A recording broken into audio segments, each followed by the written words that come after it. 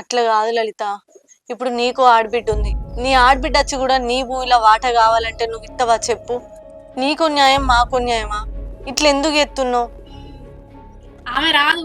ఎందుకంటే ఆమెకు పెళ్లి చేసినప్పుడు కట్నం బాగానే ఇచ్చారు, భూములు జాగులు మంచిగానే ఇచ్చారు. నాకేమి ఇచ్చారు మీరు? అందుకే ఇప్పుడు మీతో వాళ్ళు పెట్టుకుంటానా? ఏంది బాబు నీకేమన్నా ఇయ్యా అన్నాడానే? బాబు నీకు ఇత్తా అంటేనే బాగుండి నాకు అద్దు మామ, నాకు గవర్నమెంట్ నౌకరు ఉంది, నీ బిడ్డనిస్తే నాకు చాలు అని చెప్పిండు. అనవసరంగా బాబును బదనం చేయకు. జర ఆగురా నువ్వు. ఆ భూమి కుంటలుంటేంది ఏడుంటేంది బిడ్డ, నువ్వేమన్నా నమ్ముకుంటున్నావా? రేపు నీ కొడుకో బిడ్డను ఉడితే వాళ్ళకి అవసరం వస్తుంది. ఈ లొల్లి ఎందుకే? అది కాదత్తమ్మా ఆమె బాధ. భూమి రావాలి, అల్లని దున్నుకొని తినాలి, నేను అమ్ముకొని అది కావాలి, ఆ ఆలోచన కాదా ఆమెది. రోడ్డుకున్న భూమి మా అన్నగానికి పోతే వాడెక్కడ పెద్దోడైతాడో, వాడెక్కడ శ్రీమంతుడైతాడో అని ఆమె బాధ. అంతకు మించి ఇంకేం లేదు. కుళ్ళు. వాడి మీద నాకెందుకు కోపం ఉంటది?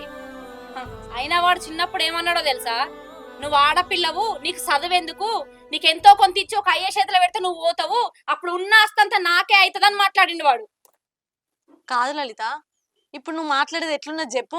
మరి నాకు కూడా అన్నదమ్ములు ఉన్నారు. నేను కూడా పోయి నాకు భూమిలో వాట కావాలని అడుగుతున్నానా? నా పెళ్ళప్పుడు మా అన్నకు 3 ఎకరాల భూమి ఉంది.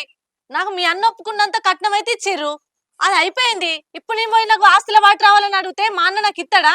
నువ్వు ఎట్లా అడుగుతున్నావు? సరే నీకేదో తక్కువ ఇచ్చిర్రు అది ఇది అంటున్నావు కాబట్టి మీ అమ్మ పేరు మీద ఉంది ఇత్తా అంటున్నాం కదా. అందులో నువ్వే ముందుంటావు, ఇంట్లో నువ్వే ముందంటావు. ఏమన్నట్టు అసలు?